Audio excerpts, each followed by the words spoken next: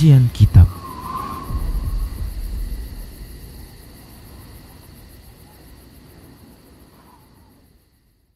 Bismillah, assalamualaikum warahmatullahi wabarakatuh.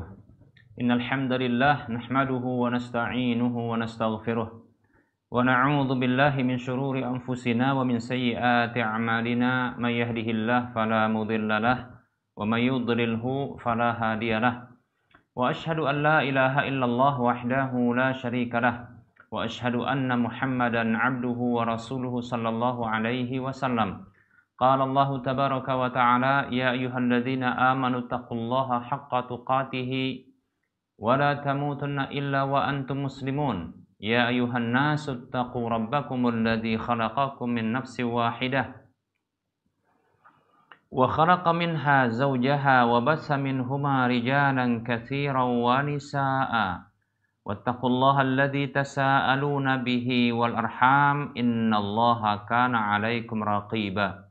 Ya ayyuhalladzina amanu taqullaha wa qulu qawlan sadida yuslih lakum a'malakum wa yaghfir lakum dhunubakum wa may yuti'illaha wa rasulahu faqad faza fawzan 'azima amma ba'd. Fa inna asdaqal hadithi kitabullah wa khairal huda Rasulillah sallallahu alaihi wasallam wa syarral umuri muhdatsatuha wa kullu muhdatsatin bid'ah wa kullu bid'atin dhalalah wa kullu dhalalatin finnar. Para pemirsa Rosyad TV dan para pendengar radio Medan Mengaji serta para pemirsa media-media sunnah yang turut serta menyiarkan kajian ini, alhamdulillah segala puji hanya untuk Allah atas semua nikmat yang Allah telah berikan kepada kita. Salawat dan salam tak lupa kita ucapkan untuk Nabi kita Muhammad sallallahu alaihi wasallam. Para hamba Allah rahimani rahimakumullah, kita lanjutkan pembahasan kitab Minhajul Muslim masih dalam bab keempat tentang ibadah. Baik para hamba Allah rahimani rahimakumullah, pada pertemuan sebelumnya kita sudah bahas terkait dengan salat witir. Yang sebelumnya lagi kita sudah bahas juga, ya, artinya sebelum pembahasan salat witir kita sudah juga bahas tentang salat Jumat. Namun ada hal yang terlewatkan atau terlupakan untuk dibahas, yaitu sedikit membedakan antara salat fardu dengan salat sunat. Karena salat Jumat itu salat fardu, adapun salat witir membedakan salat Jumat dengan salat witir, ya. Ini salat witir adalah salat sunat. Nah, kita tidak memberikan jeda dengan memberikan penjelasan awal, muqaddimah begitu ya, sebagai muqaddimah pembahasan terkait dengan sholat sunat. Ya, ini oleh karenanya ma la yudraku kullu la yudraku jullu, sesuatu yang tak dapat dijangkau semua maka jangan ditinggalkan semua, demikian. Oleh karenanya walaupun sudah berakhir pembahasan sholat witir yang itu merupakan sholat qiyamul lail, sehingga pertemuan terakhir kita bahas terkait dengan qiyamul lail, ya.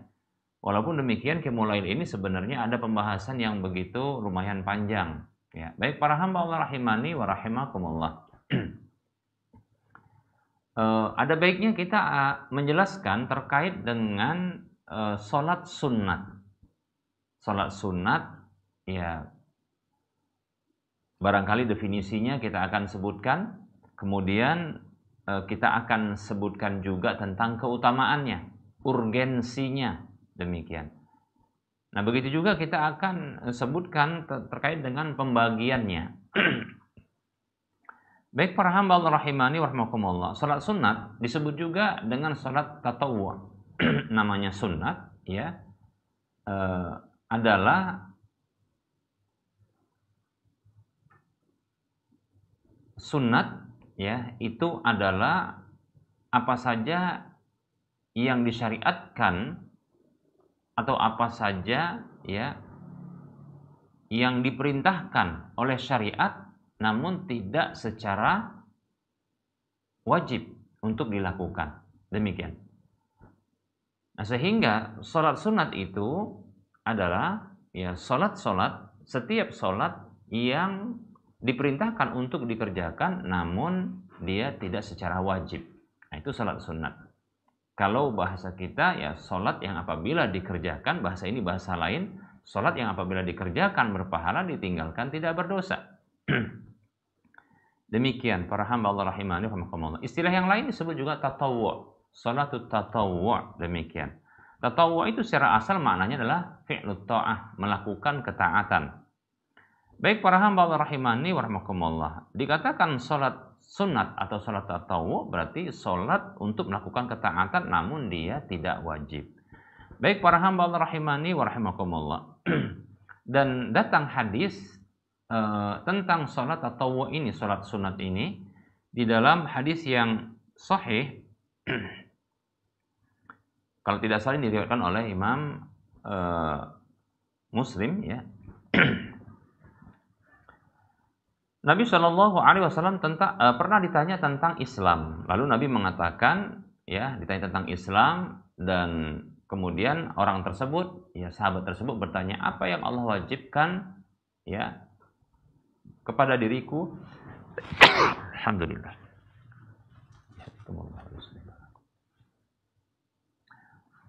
Apa yang diwajibkan, yang Allah wajibkan kepada diriku dari salat? Maka Rasulullah mengatakan khamsus salawatin fil yaumi wal lailati, yaitu salat 5 waktu sehari semalam. Maka orang yang bertanya tadi mengatakan hal alayya ghairuha, apakah ada kewajiban yang lain dari salat tersebut?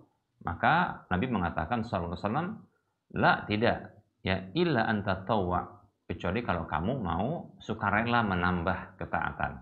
Demikian, ya. Sehingga muncullah salat tatawwu', ya, salat tatawwu' atau disebut juga dengan salat sunat. Baik para hamba Allah rahimani rahimakumullah, apa sih ya keutamaan dan urgensi dari salat sunat ini? Baik para hamba Allah rahimani rahimakumullah, perlu diketahui bahwasanya salat itu merupakan amalan yang paling baik, amalan yang paling baik. Kalaupun dia, ya, salat sunat, ya kalau salat fardu betul, ya, salat fardu bahkan dia menempati posisi rukun Islam yang kedua. Nabi SAW bersabda, Bunyal Islamu ala khamsin, ya, Islam itu dibangun di atas 5 hal. Kemudian yang pertama beliau sebutkan syahadatu an la ilaha illallah wa anna Muhammadar Rasulullah. Bersaksi bahwasanya tidak ada sesembahan yang berhak disembah kecuali Allah dan bahwasanya Muhammad SAW adalah utusan Allah. Wa iqamus shalah, mendirikan salat. Wa ita'uz zakat, membayar zakat. Wa shaum Ramadan, berpuasa di bulan Ramadan. Wa hajjul baitillahil haram, berhaji ke Baitullah tanah haram. Demikian. Hadis riwayat Bukhari Muslim. Memang posisi yang kedua jelas, tapi itu maksudnya adalah salat fardu. Demikian. Nah, walaupun dia salat sunat tetap saja karena disebutkan dengan umum, maka ini tetap amalan yang terbaik. Dalam hadis yang diriwayatkan oleh Imam Ibnu Majah dengan sanad yang sahih, Nabi Shallallahu Alaihi Wasallam bersabda, istaqimu walan tuhsu wa'lamu anna khaira a'malikum as-salatu. Kata Nabi SAW, istiqomahlah, ya, komitmenlah, istiqomah, maksudnya istiqomah di atas ketaatan, istiqomah, ya, komitmen di atas kebaikan dan jalan kebenaran. Walan tuhsu, dan jangan sekali-kali menghitung, ya, menghitung amal, jangan, nggak usah dihitung-hitung amal, ya.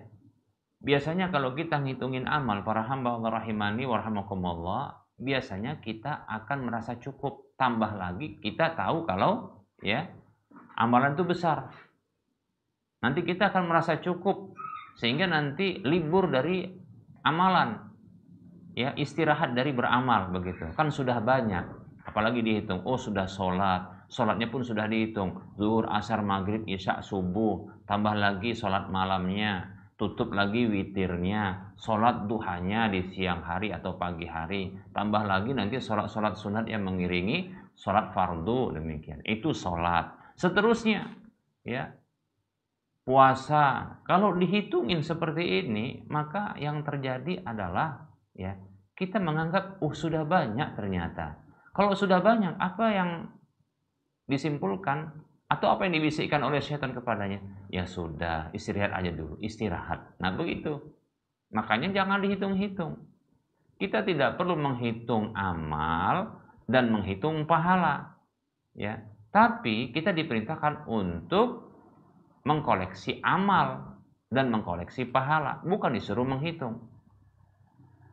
Yang nyimpen itu Allah Subhanahu wa taala di sisinya. Demikian, jangan khawatir para hamba Allah rahimani wa rahimakumullah. Wa'lamu anna khairu a'malikum as-salatu. Ketahuilah sesungguhnya amal yang paling terbaik ya yang kalian kerjakan itu adalah salat.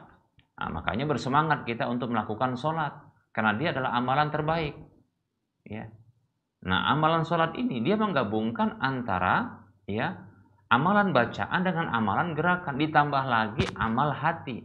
Hati bagaimana? Hati itu khusyuk kepada Allah. Hati itu berharap kepada Allah. Ya. Hati itu tawajuh kepada Allah. Ya, itu menghadap kepada Allah, demikian. Nah, seperti itu para hamba Allah rahimani wa rahimakumullah. Nah, ini keutamaan salat ya. Termasuk salat sunat ya, amal yang terbaik, demikian. Kemudian para hamba Allah rahimani wa rahimakumullah, ternyata salat yang dalam satu rakaatnya itu ada 2 sujud ya. Ini salat merupakan sebab seorang hamba untuk bisa dia mendapatkan derajat yang tinggi di surga. Nah, semoga Allah Subhanahu wa taala memasukkan kita ke dalam surganya. Amin ya rabbal alamin. Dalam hadis yang diriwayatkan oleh Imam Muslim, An-Nasa'i, Abu Daud dan Imam Ahmad dengan tentunya dengan derajat sahih hadisnya dari Rabi'ah ibnu Malik al-Aslami radhiyallahu anhu yang mengatakan qala Rasulullah sallallahu alaihi wasallam, Rasulullah bersabda sallallahu alaihi wasallam kepada Rabi'ah ini, sal, mintalah atau bertanyalah. Faqultu, maka aku katakan, as'aluka murafaqataka fil jannah. Ya Rasulullah, aku meminta kepada Anda ya kebersamaan, kedekatan nanti di surga. Masya Allah, ini permintaan berat ini ya. Makanya Nabi mengatakan faqala awa ghaira dzalika, ya, tidakkah yang lain? Tidakkah yang lain? Qultu huwa dzak, itu saja, ya. Atau ada yang lain? Ya, maka kata Rabi'ah, ya itu saja. Huwa dzak, itu saja. Qala, maka Rasulullah mengatakan sallallahu alaihi wasallam, fa'inni ala nafsika bi kathratis sujud. Maka Nabi mengatakan, tolonglah aku untuk dirimu dengan banyak sujudmu. Baik para hamba Allah rahimani wa rahimakumullah. Lihat ini ya. Jadi Nabi Shallallahu alaihi wasallam pun ya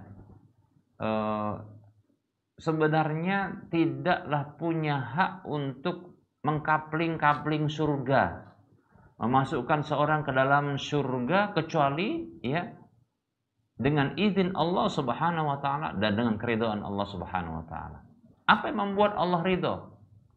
Apa yang membuat Allah izin? Ya. Izinnya adalah kepada Rasulullah untuk memberikan bantuan dan syafaat kepada umatnya. Kemudian yang kedua adalah Allah ridho dengan orang yang mau ditolong. Nah, bagaimana orang itu diridhoi oleh Allah? Tentunya dengan melakukan sebuah hal atau apa saja yang diridhoi oleh Allah. Contohnya Rasulullah mempersyaratkan ya kalau mau tingginya di surga bersama dengan Rasulullah, ya. Artinya apa? Lakukan sesuatu yang membuat Allah ridho. Gitu. Apa kata Rasulullah? Tolonglah aku untuk dirimu, tolonglah aku untuk membantumu dengan banyak sujudmu. Demikian. Nah, oleh karenanya kita jangan percaya dengan orang-orang yang suka mengkapling-kapling surga.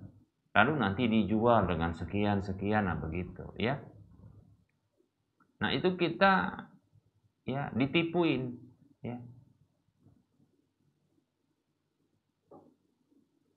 Bagaimana dia bisa mengkapling-kapling surga? Rasulullah SAW saja yang membuka pintu surga itu.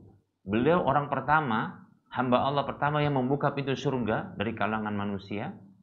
Ya. Beliau saja tidak bisa untuk mengkapling-kapling surga. Tapi harus ya orang yang mau masuk surga itu dia punya syarat. Dia harus tolong dirinya sendiri dulu dengan apa? Beriman dulu, punya iman. Nabi SAW saja itu nggak bisa nolong paman beliau, Abu Thalib, ya, untuk bisa keluar dari neraka masuk ke dalam surga, nggak bisa. Demikian, ya, nggak bisa para hamba Allah. Nah, bagaimana lagi orang yang di luar itu, orang yang di bawah derajatnya di bawah Rasulullah SAW. Nah, seperti itu, ya. Jadi jangan mau percaya dengan orang-orang yang menjual ya kaplingan surga, tidak ada yang seperti itu. Demikian, ya. Yang ada hanyalah kita nolong diri kita sendiri dengan cara beriman kepada Allah, beriman kepada Rasulullah, dan beriman ya dengan rukun iman itu. Demikian. Kemudian ya memenuhi ketaatan kepada Allah dan Rasulnya, begitu. Dengan banyak melakukan ketaatan, diantaranya adalah memperbanyak sujud, sholat ini, ya para hamba Allah. Dalam hadis Sauban radhiyallahu anhu bahwasanya annahu sa'ala Rasulullah sallallahu alaihi wasallam an amalin yudkhiluhul jannah. Bahwasanya ia pernah bertanya kepada Rasulullah sallallahu alaihi wasallam ya tentang amalan yang bisa memasukkannya ke dalam surga. Faqala, maka ia mengatakan, maka beliau bersabda, "Alaika bikathratis sujud." Hendaklah engkau memperbanyak sujud. Lihat, banyak sujud. Jadi bukan dengan cara sudah tenang, kamu bayar saja sama saya gitu ya. Nah, nanti saya masukkan kamu ke dalam surga. Rasulullah nggak begitu. Tapi orang tersebut disuruh dengan melakukan amalan. Jadi nolong dirinya sendiri. Nah, begitu. Baik para hamba Allah rahimani rahimakumullah. Fa innaka la tasjud lillahi sajadatan illa rafa'aka Allahu biha darajatan aw hatta anka biha khati'atan. Karena sesungguhnya tidaklah engkau sujud kepada Allah dengan sekali sujud kecuali dengannya Allah akan mengangkatmu satu derajat dan menghapuskan darimu dengannya satu kesalahan. Demikian. Hadis Muslim. Insyaallah ya, keutamaan salat ini yang satu rakaat itu 2 kali sujud ya. Nah, ini bisa membuat apa? Tinggi kita, derajat kita, dan dihapuskan dosa dan kesalahan kita. Nah, yang lebih juga hebat daripada itu para hamba Allah rahimani warahmatullah, ternyata ya salat sunat kita ini bisa menambal dan menjadikan baiknya ya salat fardu kita. Nah, tentunya ketika kita melakukan salat fardu itu belum tentu dia sempurna. Karena banyak faktor yang membuat kita ini ya mendapatkan nilai sholat fardu itu tidak sempurna. Ya, masalah kekhusyuan, khusyuk itu juga banyak faktornya ya untuk membuat kita nggak khusyuk. Setan itu sendiri selalu datang dan mengganggu. Tambah lagi terkadang ketika kita hendak masuk ke dalam sholat, kita memiliki berbagai masalah sehingga itu yang terkadang hadir di dalam sholat kita. Nah, seperti itu, mengganggu. Demikian ya. Begitu juga terkadang amalan-amalan sholat itu ada yang terluputkan dari kita ya, namanya manusia sering lupa. Begitu juga ya syarat sebelumnya, seperti contohnya adalah ya bersuci dari hadas besar, hadas kecil yang terkadang ya kurang sempurna. Demikian. Nah, sehingga potensi besar memang ya sholat fardu ini dia tidak sempurna. Apalagi terkadang ya ada sebahagian kaum muslimin yang kadang memilih waktu-waktu khusus untuk sholat saja.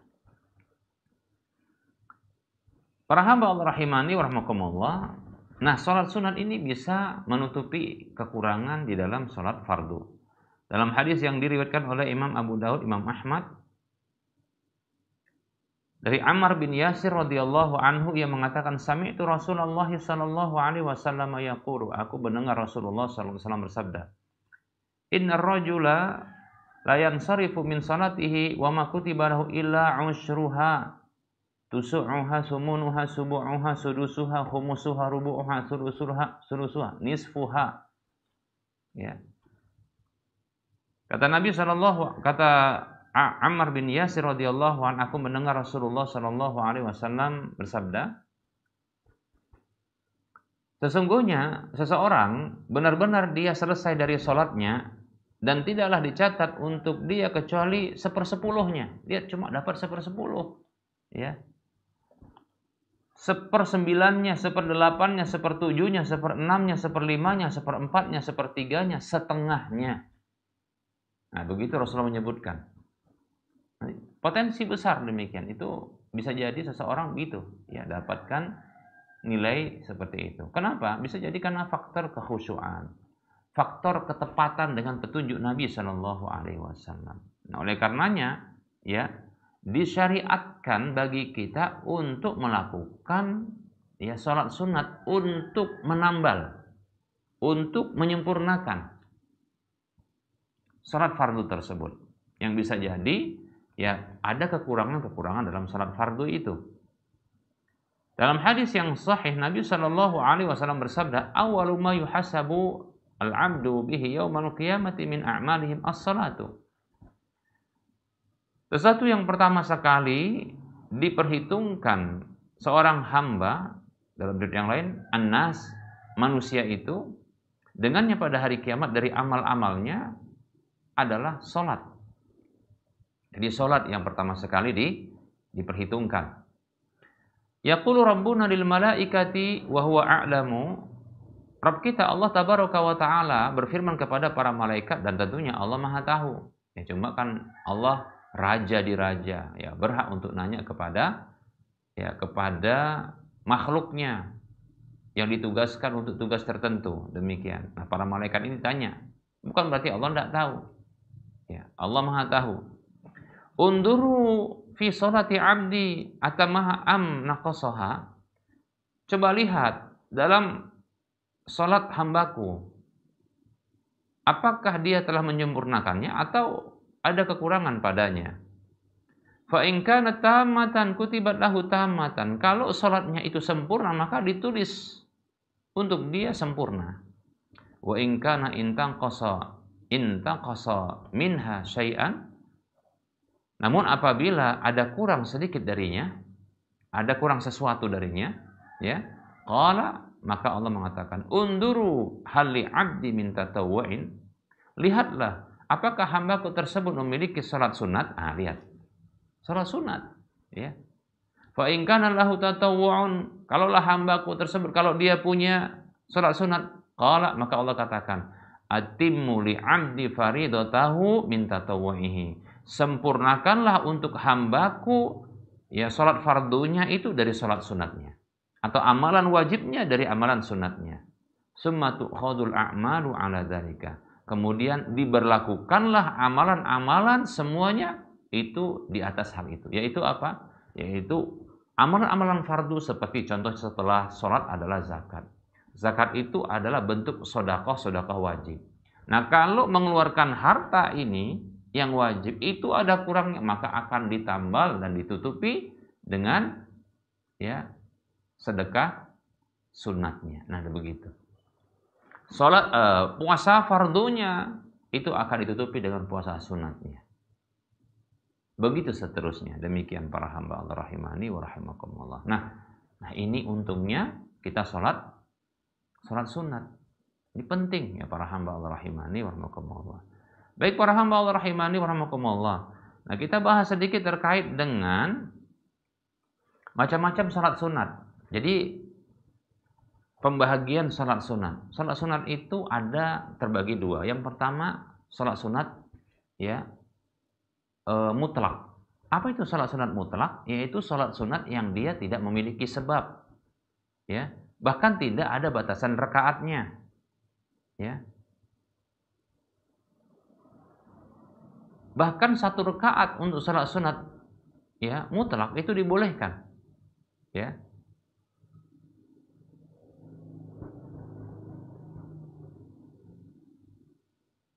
Satu rakaat, demikian.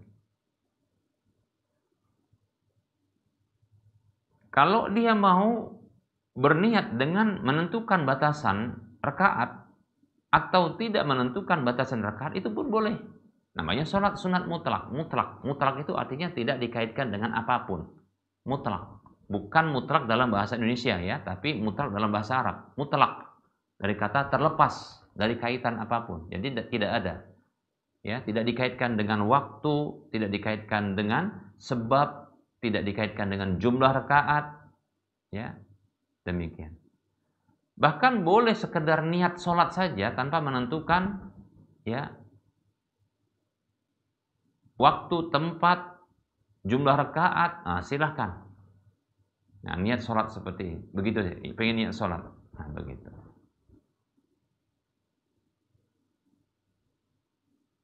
Baik para hamba Allah rahimani wa rahimakumullah. Contoh pun kalau seandainya seseorang itu dia berniat dengan satu bentuk, contoh nih ya, tadinya pengen sholat 2 rakaat, sholat sunat mutlak, lalu muncul berikutnya pengen nambah tanpa salam, jadinya 4 rakaat, nah seterusnya begitu, tidak masalah insyaallah ta'ala, demikian ya. Nah yang seperti ini insyaallah ta'ala dibenarkan. Dalam hadis yang diriwayatkan oleh Imam Ahmad, Abdul Razak dan Al-Bazzar serta Baihaqi dengan derajat yang sahih dari Abu Dzar Al-Ghifari radhiyallahu anhu, annahu shalla 'adadan katsiran. Bahwasanya ia pernah salat dengan jumlah yang banyak. Falamma sallama, tatkala beliau telah salam, qala lahu Al-Ahnaf ibnu Qais. Ahnaf ibnu Qais bertanya kepadanya, hal tadri in sarafta ala syaf'in am ala witrin? Apakah engkau tahu engkau selesai itu ya pada salat yang rakaatnya genap ataukah yang ganjil? Qala illa akun adri fa innallaha yadri. Apa kata Abu Dzar? Kalau aku tak tahu, illa akun adri, kalau aku tak tahu fa innallaha yadri, maka sesungguhnya Allah yang tahu. Inni sami'tu khalili Abul Qasimi sallallahu alaihi wasallam yaqulu, aku mendengar kekasihku Rasulullah sallallahu alaihi wasallam Abul Qasim bersabda, ma min 'abdin yasjudu lillahi sajadatan illa rafa'ahu Allahu biha darajatan wa hata anhu biha khati'atan.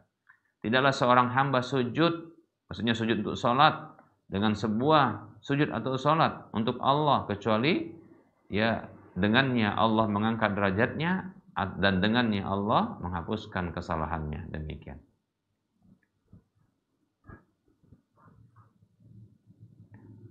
Baik para hamba Allah rahimani wa rahimakumullah. Nah, kapankah bertasyahud untuk salat sunat mutlak ini? Nah, kalau cuma 1 rakaat saja ya, maka tasyahudnya adalah di akhir, begitu. Kalau lebih daripada 1 rakaat, ya, maka juga tasyahudnya di akhir salat, ya. Karena tasyahud di akhir salat ini adalah ya rukun, demikian. Boleh juga melakukan tasyahud di setiap 2 rakaat, ya, sebagaimana dalam salat fardu yang berjumlah 4, demikian. Baik para hamba Allah rahimani wa rahimakumullah.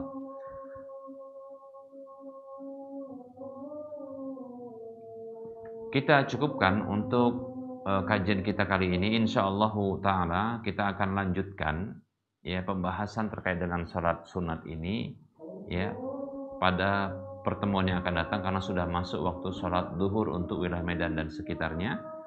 Baik para hamba Allah rahimani wa rahimakumullah, sebelum kita menutup kajian ini, seperti biasa kita berikan motivasi kepada saudara seiman, saudara seislam, mari kita berdonasi ya. Kembali kita ya terbuka peluang bagi kita untuk memiliki aset yang besar di akhirat, yang di dunia saja itu mengalir pahalanya karena Masjid Al-Muwahhidin yang mau kita arahkan donasi kita kepadanya ya, ini sudah dimanfaatkan untuk sholat 5 waktu dan kajian-kajian ilmiah ya. Nah, bila ingin mendapatkan pahala yang mengalir dan juga mendapatkan pahala minimalnya 700 kali lipatnya dan dibuatkan sebuah rumah di surga, ayo kita berdonasi, berinfak fisabilillah untuk ya merampungkan, menyelesaikan pembangunan Masjid Al-Muwahhidin. Silakan transfer ke nomor rekening Bank Syariah Indonesia di nomor 7127485555 atas nama Yayasan Lajnah Dakwah Medan, kode bank 451. Untuk info lanjutan Anda bisa melihat di layar kaca Anda ini. Semoga Anda termotivasi dan semoga bermanfaat. Mohon maaf atas segala kekurangan. Kita ketemu lagi di lain kesempatan. Wassalamualaikum Subhanakallahumma wa bihamdika asyhadu an la ilaha illa anta astaghfiruka wa atubu ilaika walhamdulillahirabbil alamin. Wassalamualaikum warahmatullahi wabarakatuh.